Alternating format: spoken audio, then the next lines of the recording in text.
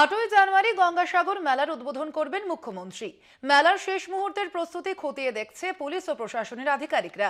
একাধিকবার হেলিকপ্টার ওঠানামার মহড়া, কপিল মুনির আশ্রম দর্শন থেকে পুণ্যার্থীদের স্নান, কয়েক লক্ষ ভিড় সামলাতে বিশেষ প্রস্তুতি, নজরদারির ব্যবস্থাও।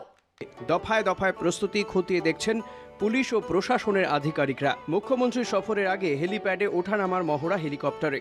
শনিবার সাগর পরিদর্শনে আসেন সেচমন্ত্রী পার্থ ভৌমিক ও দফতরের সচিব প্রভাত কুমার মিশ্র, জনস্বাস্থ্য কারিগরি দপ্তরের মন্ত্রী পুলক রায়, সঙ্গে ছিলেন সুন্দরবন উন্নয়ন মন্ত্রী বঙ্কিম হাজরাও।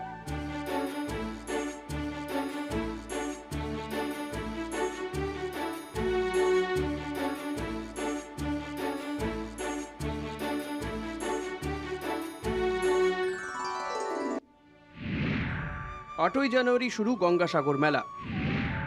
17ই জানুয়ারি পর্যন্ত চলবে এই মেলা।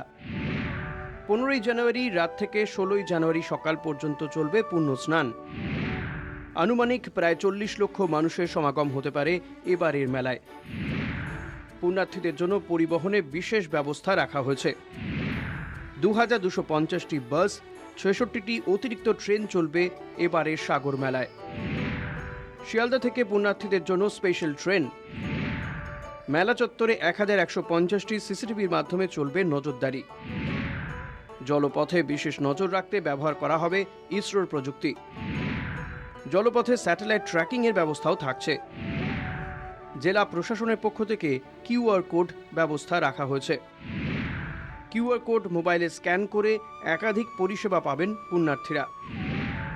পানীয় জল, শৌচালয়, স্বাস্থ্যকেন্দ্র, বাস স্ট্যান্ড, জেটি ঘাটের ব্যাপারে তথ্য মিলবে। প্রশাসন সূত্রে খবর, সোমবার দুপুরে হেলিকপ্টারে গঙ্গাসাগরে যাবেন মুখ্যমন্ত্রী। পুজো দেবেন কপিল মুনির মন্দিরে, যাবেন ভারত সেবাশ্রম সংঘের কার্যালয়ে।